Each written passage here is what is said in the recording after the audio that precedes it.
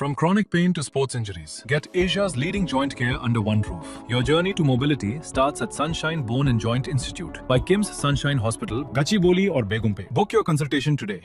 పశ్చిమాసియా దేశంలో యుద్ధం కారణంగా దాని ప్రభావం భారతదేశం పడుతుంది. ముఖ్యంగా ఆంధ్రప్రదేశ్ మీద కూడా పడుతుంది. ముఖ్యంగా వ్యవసాయ ఉత్పత్తులు, అదేవిధంగా కోడిగుడ్ల మీద దాని ప్రభావం పడడంతో కోడిగుడ్డు ధరలు పతనమవుతూ ఉన్నాయి. ఆంధ్రప్రదేశ్, తెలంగాణ వ్యాప్తంగా కోడిగుడ్డు ధరలు ప్రస్తుతం పతనమవుతున్న నేపథ్యంలో శ్రీనివాస ఫార్మ్స్ ఎండీ సురేష్ గారు మనం మాట్లాడదాం దీనికి సంబంధించి. సార్, యుద్ధ ప్రభావం మన మీద పరోక్షంగా మన ఎగుమతుల మీద పడుతుంది. ఇప్పుడు ఈ క్రైసిస్ని ఏ విధంగా ఎదుర్కోవాల్సిన అవసరం ఉందండి?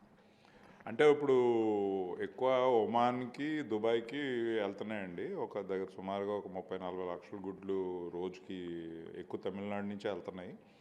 సో అది టెంపరీగా ఇప్పుడు కొంచెం ఇష్యూ వచ్చింది. కానీ ఇప్పుడు ఇరాన్ వాళ్ళు కూడా ఏంటంటే ఒమాన్ మీద వాళ్ళకేమీ టార్గెట్ లేదు. అంటే ఇంత పెద్ద ఇష్యూ వస్తున్నప్పుడు కొంచెం టెంపరీ ఇష్యూస్ అనేవి ఉండటం తప్పదు. కానీ నేను అనుకుంటాం ఓవరాల్గా చూసారంటే ఇండియా రోజు 40 కోట్ల గుడ్లు. సో దాంట్లో ఒక 30 లక్షల గుడ్లు ఇదైంది, ఇష్యూ అయ్యింది. నా ప్రకారం ఇది రిజాల్వ్ అయిపోద్దండి, పెద్ద లాంగ్ టర్మ్ ఇష్యూ ఏం కాదు.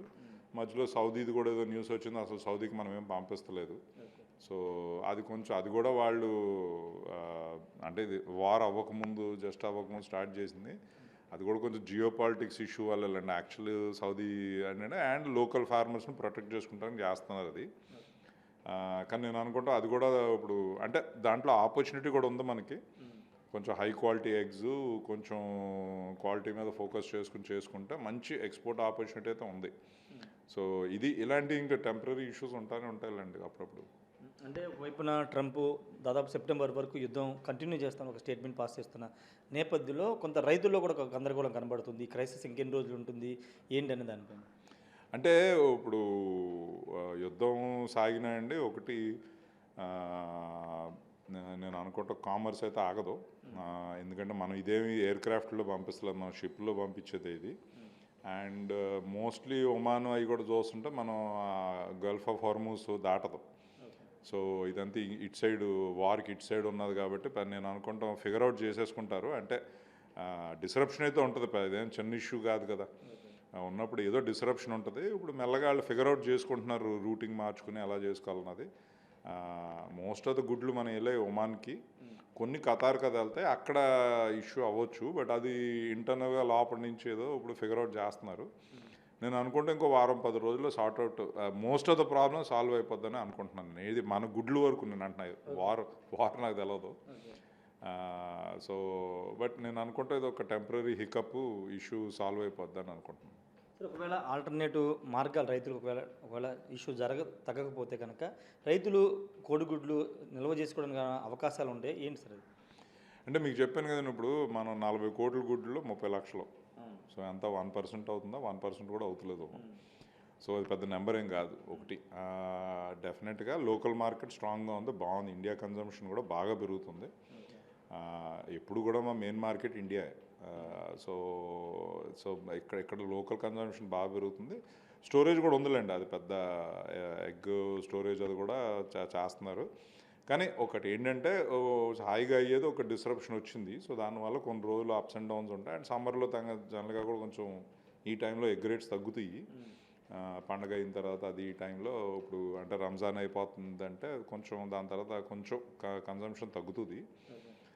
ఇవన్నీ న్యాచురల్ ప్రాసెస్, అన్నీ ఒకసారి వస్తుందో ఏంటంటే ఇదా అనుకుంటున్నారు. కానీ నేను అనుకుంటే గల్ఫ్ వల్ల లోకల్ మార్కెట్ పెద్ద ఏం ఎఫెక్ట్ అవ్వలేదు. కొంచెం వాళ్ళు కూడా నేను అంటుందంటే వాళ్ళు ఫిగర్ అవుట్ చేసుకుంటారు, ఎందుకంటే జనాలు గుడ్లు కావాలి అక్కడ.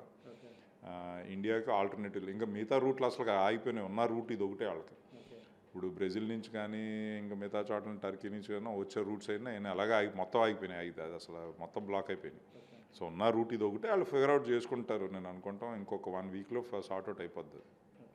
ఫైనల్గా అంటే కొంత ఆందోళన చెందిన రైతులుగా మీరు ఇచ్చే సలహా ఏంటి సార్? కోడిగుడ్లు ఫామ్ చేసి అదే ఒకటండి, ఇది మనకి ఇలాగ క్రైసిస్లో ఏం కొత్త కాదు. గత 30-40 సంవత్సరాలుగా చూస్తూనే ఉన్నాం. సో నేను అంటున్నా ధైర్యం పెట్టుకోండి, ఇది కొంచెం టెంపరీ ఇష్యూ. జనరల్గా ఆంధ్ర ఫార్మర్స్కి అయితే ఏం ఎఫెక్ట్ లేదండి, ఎందుకంటే మనమేం అటు పంపిస్తలేదు. మనం అంతా వెళ్ళేది ఇండియాలోనే, క్యాల్కటాకి, యూపీకి అటు వెళ్తున్నాయి. అదేం ఆగుతులేదు కదా, అదైతే నార్మల్గానే ఉంది, అదంతా బాగానే ఉంది. అక్కడ కూడా కన్జంప్షన్స్ బాగా పెరుగుతున్నాయి. సో అండ్ ఆంధ్రాలో కూడా కన్జంప్షన్ బాగా పెరుగుతుంది. సో ఐ డోంట్ థింక్ మనం ఏమో వరి అవుతానికి ఏమీ లేదు. ఇప్పుడు ఇంపోర్టెడ్ ప్రోడక్ట్ మీద కూడా మనం ఏం డిపెండ్ అవుతున్నాం. మొక్కజొన్న కానీ సోయా కానీ మనం అంతా కూడా ఇండియన్ ఇదే. ఇది ఆగిందంటే మనం ఎక్స్పోర్ట్ అయ్యే ప్రోడక్ట్స్ మొక్కజొన్న కానీ సోయా కానీ ఏది ఎక్స్పోర్ట్ అయితే అది కూడా ఆగిపోద్ది. సో అది ఇంకా మంచి ఇండియాకి అడ్వాంటేజ్ అవుతుంది అది. Thank you.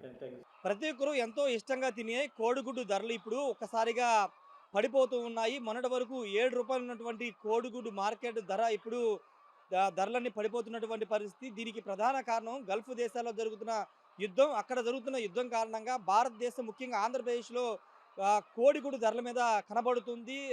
ధరలన్నీ కూడా పడిపోతున్నటువంటి పరిస్థితి. ప్రస్తుతం నేను గన్నవరం సమీపంలో ఒక కోళ్ల ఫారం వద్ద ఉన్నాను. ఇవన్నీ కూడా కోడిగుడ్లని ప్రతిరోజు ఉత్పత్తి చేస్తూ ఉంటాయి. ఉత్పత్తి అయినటువంటి కోడిగుడ్లని అటు తమిళనాడుతో పాటు ఇటు కలకత్తా అనేక ప్రాంతాలకి ఎగుమతి చేస్తుంటారు. అక్కడి నుంచి ఇతర దేశాలకి ఎగుమతి అవుతుంటుంది. ఈ నేపథ్యంలో గల్ఫ్ దేశాల్లో యుద్ధం కారణంగా ఇప్పుడు ఆ ఎఫెక్ట్ అనేది ఈ కోడిగుడ్డు ధరల మీద పడింది. కోడిగుడ్ల మీదే కాదు చాలా దేశీయ ఉత్పత్తుల మీద పడినటువంటి పరిస్థితి. దీంతో కొంత ఇబ్బందికర పరిస్థితులు ఎదురవుతున్నాయని చెప్పాలి. ఎందుకంటే ఆ గల్ఫ్ దేశంలో ఈ ఇరాను, ఇజ్రాయిల్, ఈ అమెరికా సంబంధించినటువంటి యుద్ధం ఎప్పుడు ముగుస్తుందో క్లారిటీ రాకపోవడంతో ఈ ధరలు ఇంకా పతన స్థాయికి వెళతాయని ఒక ఆందోళన ఇక్కడ ఈ సాగు చేసేటువంటి కోళ్ల ఫారం నిర్వహించే వాళ్ళు కనబడుతుంది. మరోవైపు ఆహార పంటలకు సంబంధించిన వాటి మీద కూడా ముఖ్యంగా ఈ గల్ఫ్ దేశాల జరుగు యుద్ధ ప్రభావం కనపడుతుంది. ఒకసారి మనం చూస్తున్నంత ఇదంతా గన్నవరం సమీపంలో ఒక కోళ్ల ఫారము.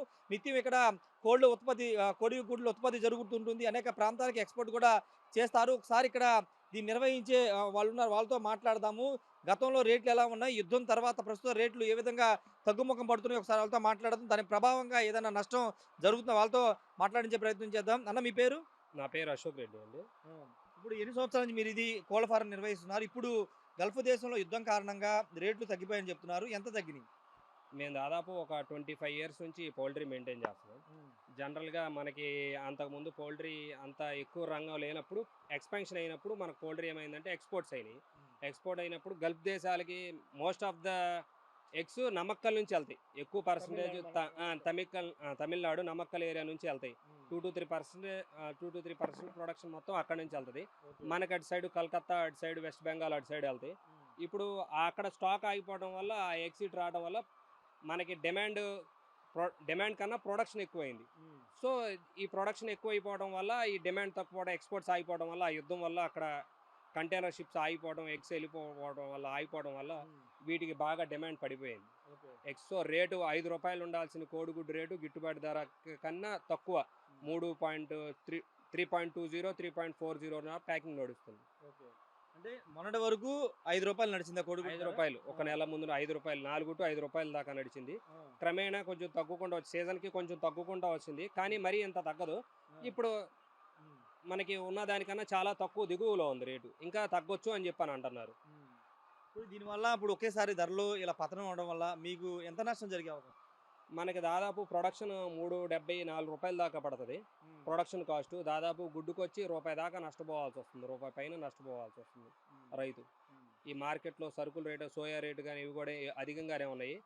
సో ఈ గుడ్డు ఎక్స్పోర్ట్ ఆగిపోవడం వల్ల ఆ ప్రభావం మిగతా గుడ్ల మీద వాటి మీద కూడా పడి బాగా తగ్గిపోవాల్సి వస్తుంది రేటు.